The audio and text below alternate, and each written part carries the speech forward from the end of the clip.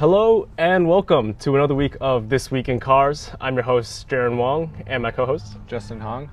This week we still got a good amount of car news, so let's dive right in. So for our first piece of news, it is the Koenigsegg electric motor. And this motor is quite interesting because it weighs only 63 pounds. And it can produce up to 335 horsepower and 443 pound-feet of torque. Yeah, so this motor, I think they nickname it the Quark, probably because it's really small and power dense. Is that what a quark is? I know that's what it makes me. I think Quark is small. Because there's like the proton, neutron, electron, and then I think the quark is like It's the smallest one. It's the smallest one, right? It's the building block of all the protons and neutrons and Interesting. Stuff. Yeah, so do you think we're gonna have other electric motors from Koenigsegg? Probably. So named other different particles. I mean, but can you even get smaller than Quark? Oh, I would assume they'd probably go bigger from here because I mean, we know that this Quark right now is made for their Gemera car, which is like a electric 4-seater supercar, but it's actually I think it's a hybrid. So it has like a 3-cylinder gas motor and paired with this like tiny electric motor. Yeah, so this 335 horsepower figure, I think this is for its burst output. So you can only get this for 20 seconds at a time. Mm-hmm. It's probably good for like, launch control, stoplights, drag racing. But as for sustain, it drops down to 134 horsepower. But since the Gemera is a hybrid, like after that period of time, the gas engine kicks in, so you probably don't have any loss of power. Mm-hmm. Speaking of the gas engine, it's like an insane 592 horsepower from a 3-cylinder engine. I think Mercedes had their A45 that has like a 400 something horsepower, and we thought that was nuts, but this like pushes it almost like 60% more from a 2-liter 4-banger. Three-cylinder, or is it? That's 4-cylinder. The 3-cylinder is, I think, the highest power 3-cylinder we've seen is a GR. GR Yaris. Oh, okay. Yeah, but this is almost it is over double that, right? Is it like turbocharged, supercharged, or something like that? Probably all kinds of boosts. Because Volvo has their turbocharged, supercharged engines, and like mechanically, like the complexity is just insane. Like I can't imagine someone buying that car and like keeping it long term. Oh yeah. So, but like like for cars like the Koenigsegg Gemera, they're like on another level to a point where like reliability and like maintenance costs are not even it's like pocket change to the owners, So it doesn't matter if it's not reliable, because honestly they'll probably get it maintained like every other day or something. Yeah.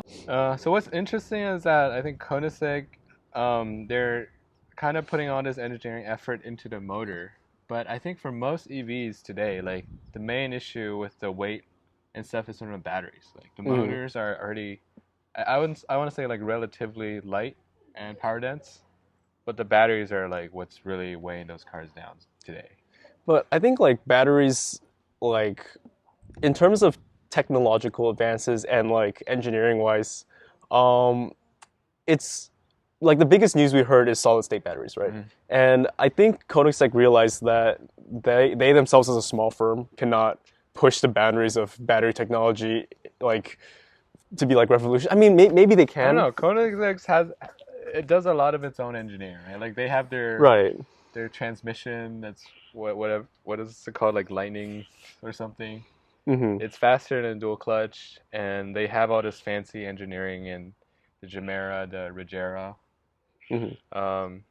But do you think they could find another form of like battery energy storage, like as a small firm themselves? It'd be, I guess it's not beyond the realm of possibility, but I think they realize like it would probably be better to focus their efforts on the engineering of the motor itself. Yeah, that makes sense. So I think awkward pause. Going to the next topic, which is very different from this electric motor. we have news that Mercedes is reinstating some of its V8 models. Mm-hmm. So now, once again, we can order like the G-Wagon, GLS, GLE, and Maybachs that use the twin turbo V8. Like the only one that Mercedes has, right? The 4-liter twin turbo V8 that they use in all the V8 cars. Mm-hmm. Uh, so previously, like Mercedes said that they wouldn't be opening orders for any version of cars using this engine, and I don't think they actually had an explanation for that. Yeah, I think like for a while it seemed like it was a supply chain issue. That's what Mm-hmm. the speculation was, that they couldn't source a lot of the parts for producing this engine in a sense to like be able to supply for this these models. But yeah, like adding it back, I guess they either realized that they can do that with enough money or something. I mean, considering how much the markup is going for a lot of these more premium Mercedes models, like you know, they will overcome the cost to produce these V8s. Yeah, I think it looks like it's most likely supply chain related. Mm, If it's something like emissions regulations, I don't think they can really like change that within a year, right. right? So it's just they might be focusing their limited resources There towards was these also V8s now. another speculation that it could have been the emissions credits. Mm. So like we had talked about how Tesla sells a lot of emission credits to Stellantis because of their Dodge V8s, right? Yeah. Mercedes, I believe they were also kind of in a emissions credit crunch. This is all like kind of speculation, though. I don't have like any solid sources for these.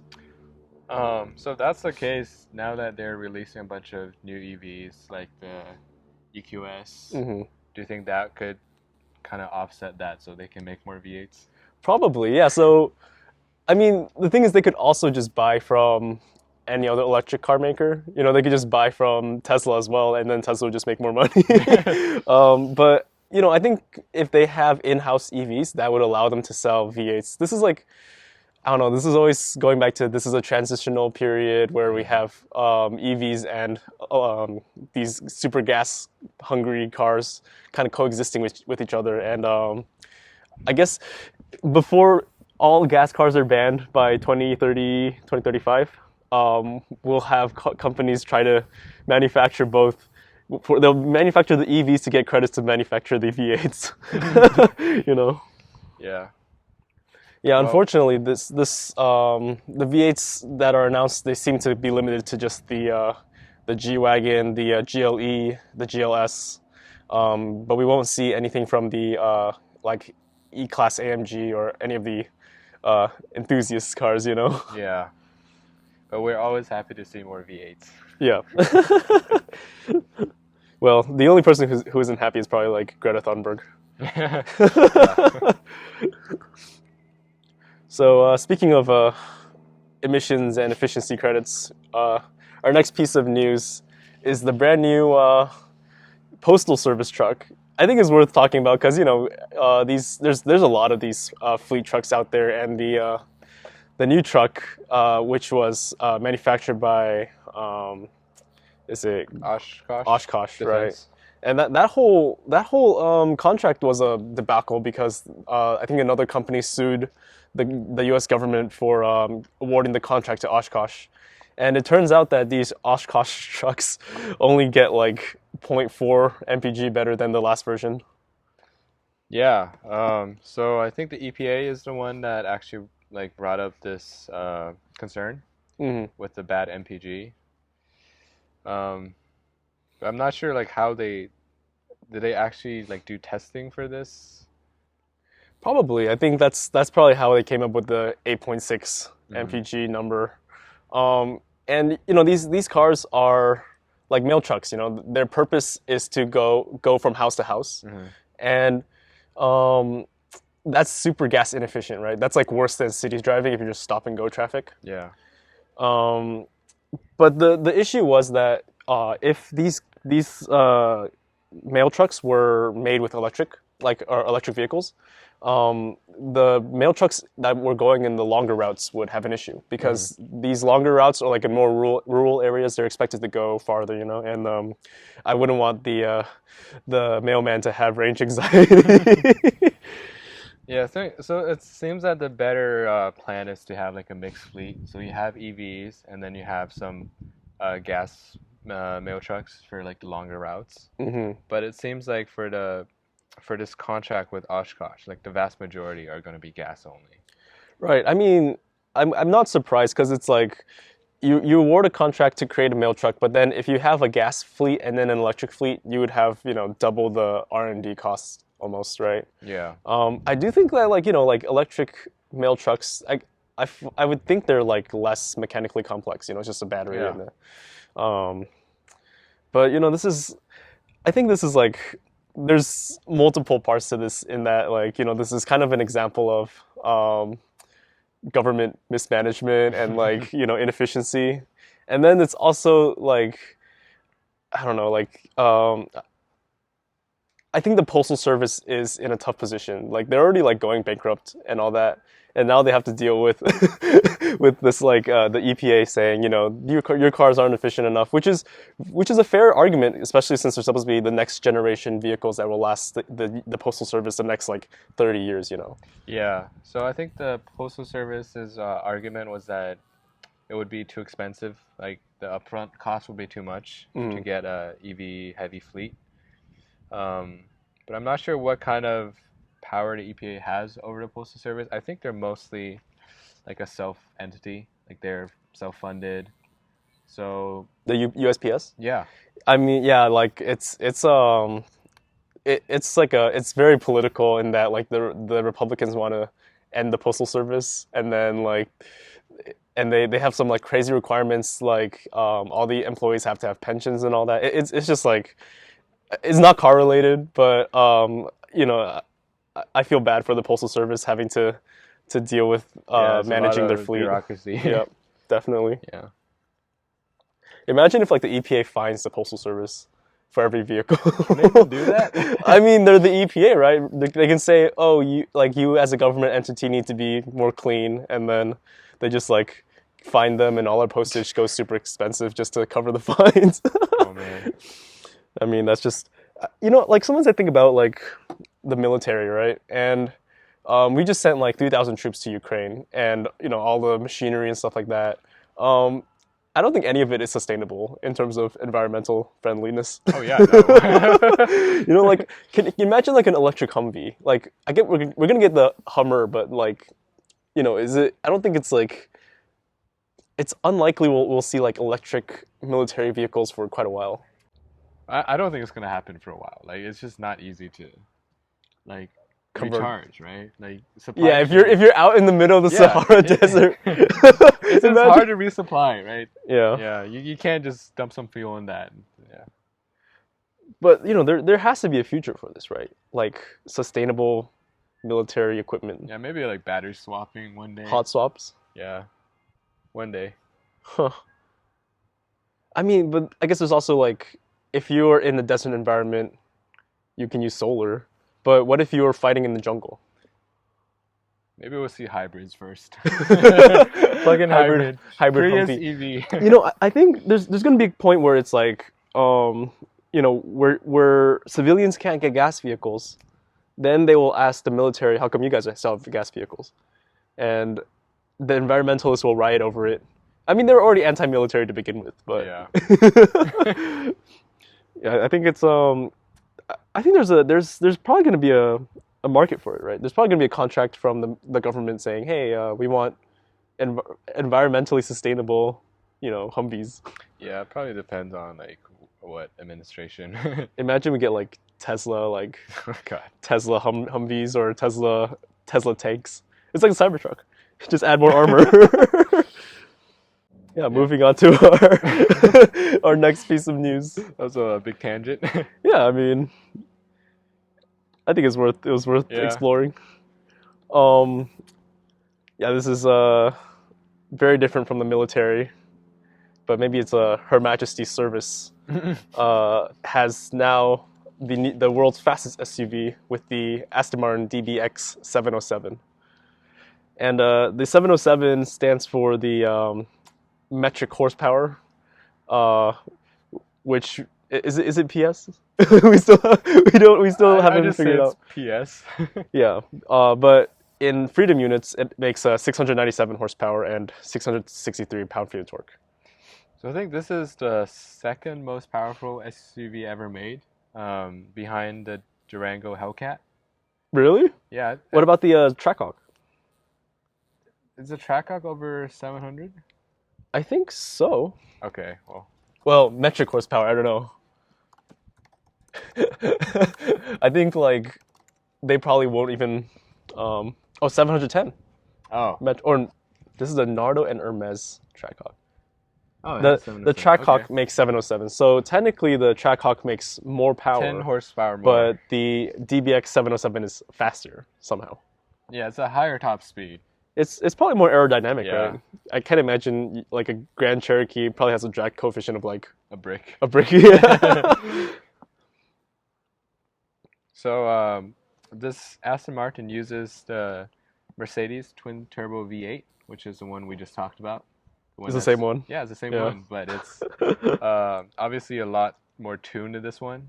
Mm-hmm. So in most applications, I think it's making just over 600 horsepower, but here it's tuned all the way to almost 700.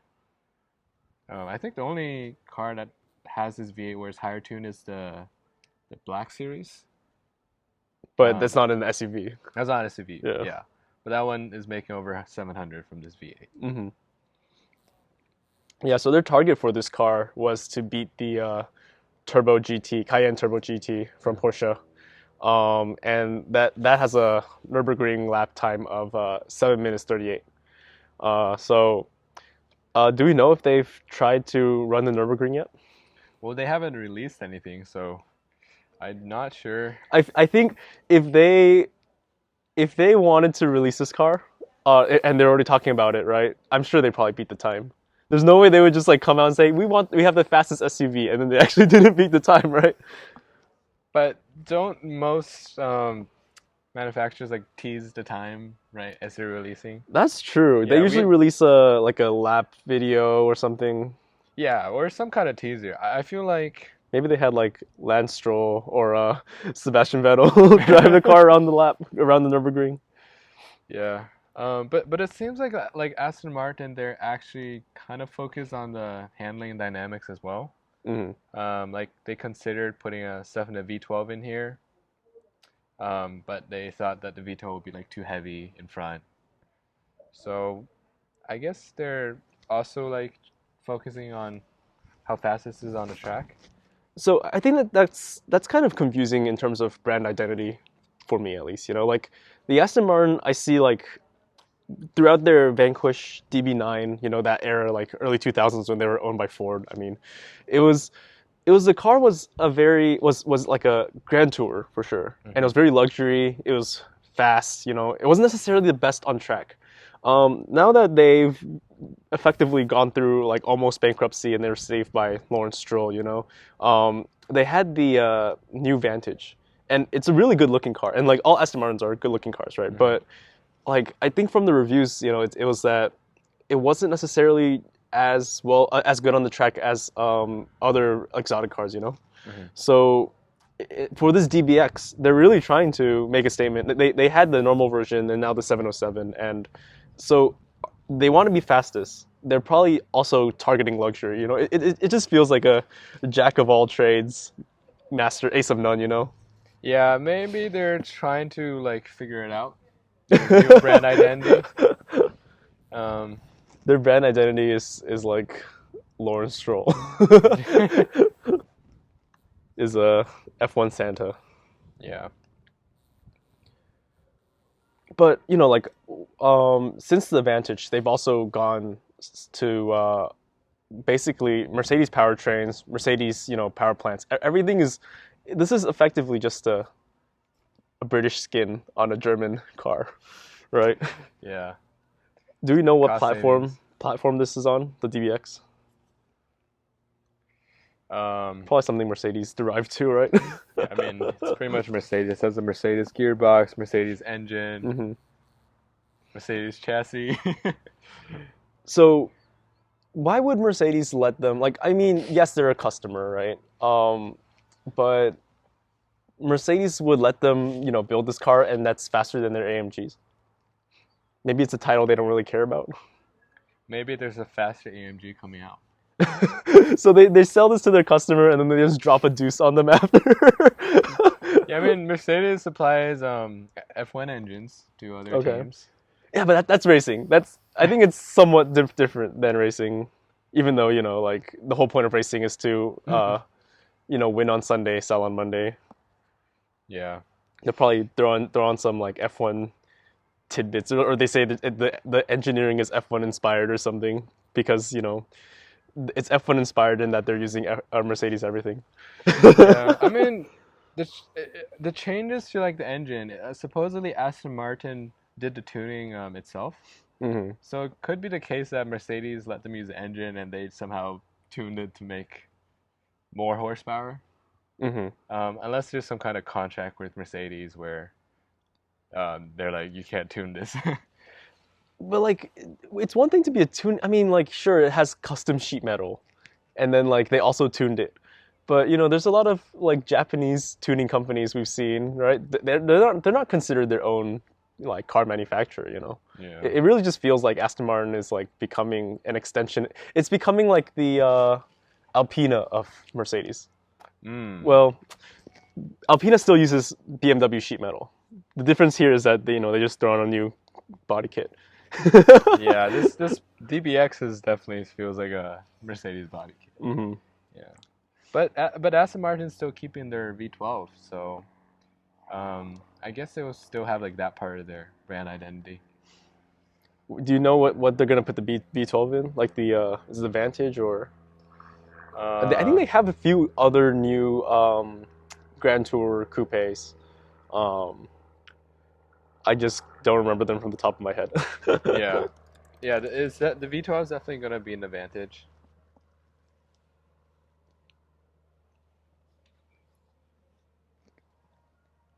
Let's take a look. Oh yeah, the DB11, right? Mm. And then the DBS, and then they have the Valkyrie, which was the. I mean, this is like unobtainium. Yeah, It's cool to look at though. the track car. Yeah. Yeah, it's a good looking Grand Tour. So I guess the final question for this car is: do you think we're gonna see it in a Bond movie? If there's gonna be another one. I think we will. Feels like it's about time. have Bond have a SUV Aston Martin.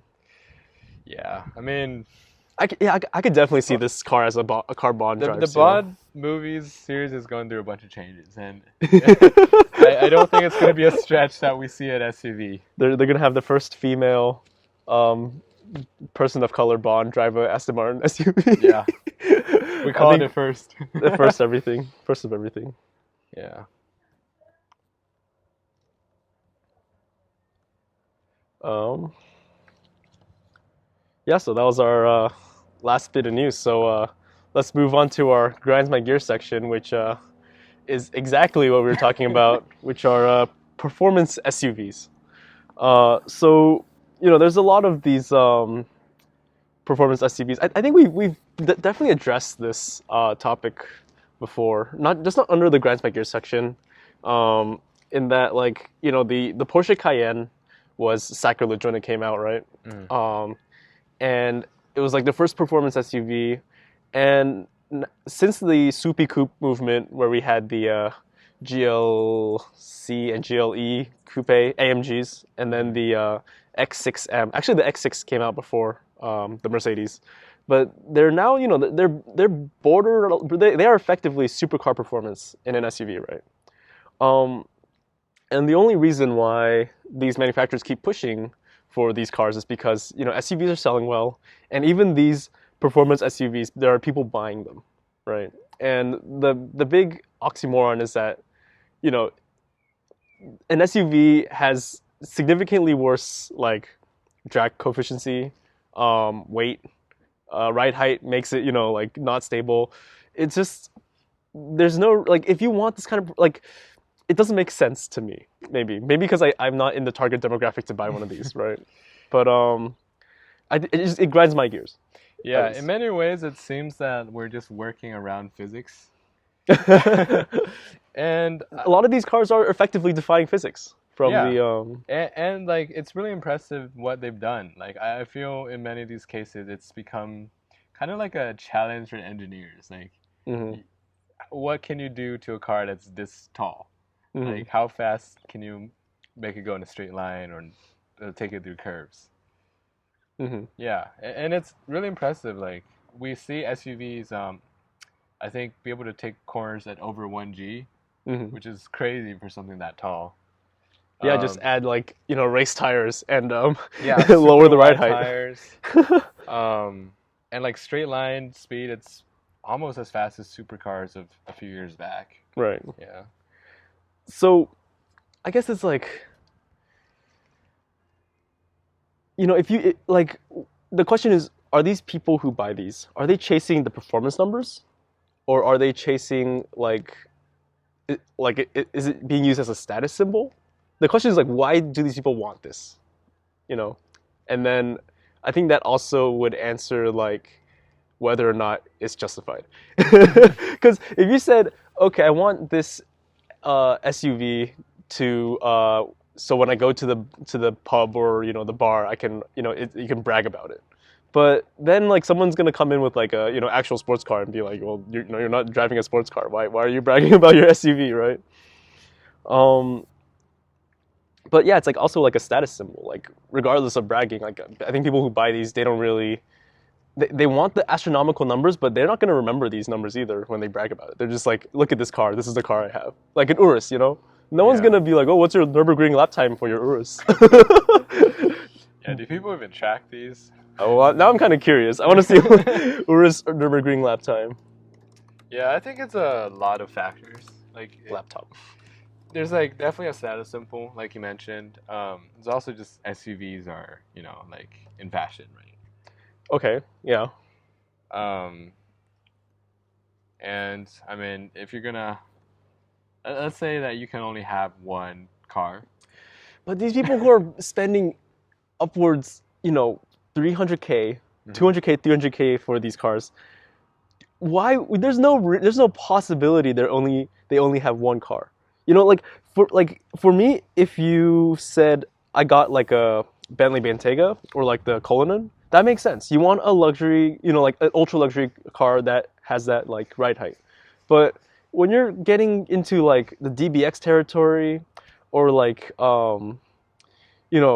Urus, like why don't you just get a Lamborghini like, Huracan or a, you know, what other Lamborghini? I don't even know what other Lamborghinis are there anymore. Yeah, I think there's also the trend where the SUVs are becoming more and more like lower. Hmm. They're trending more towards like wagons actually. Okay. Like they're called SUVs, but like we see with the new Ferrari, how do you even pronounce that? Pure sang, Pure Song SUV. pure It blood, looks like a wagon. pure blood. That's such a misnomer. That's like a terrible name for it. Yeah, but it's so low. Like even though it's in camouflage, like it Hmm. doesn't look. It's nowhere near the traditional SUV height. Hmm. So this is like borderline crossover. Yeah. Um, but they can call it SUV, and if it creates more sales for them, then it's a win-win. I don't know. I really hope whoever buys these cars takes a long, hard look at how ugly they are, and then realizes maybe I should just buy a sedan or a coupe or the sports car version. Because it just I Maybe it, think people who are buying these can simply be summarized as more money than sense. and they want to take their whole family to track. Yeah, but you could do that in like a Panamera. Yeah, yeah, The true. Panamera was like the four-door sports car, four-door track weapon or something. Yeah, Right. Like the Cayenne is not a sports performance vehicle at all. Like short of like the GT or the turbo and all the, like really top trims, like those are like, pushing supercar numbers. But most people who buy Cayennes, they're taking it on a family trip or, doing normal things with it. Yeah, it handles really great, but like I don't think you'll really miss it when you're driving around like on a road trip. Anywho, that concludes our grind my gear section, I think. We were speaking of the Pure song, which we had seen the covers for, so I think that's going to be on our watch list or our don't watch list. Either Don't one. watch. Don't watch this car. Don't buy this car. No matter how the performance numbers are, it's not going to be good. It's not going to be worth buying. It would be good. It would be a good car. I think like most of these journalists are like coming around to the fact that like they are insane in terms of performance, but it's like good cars, but why?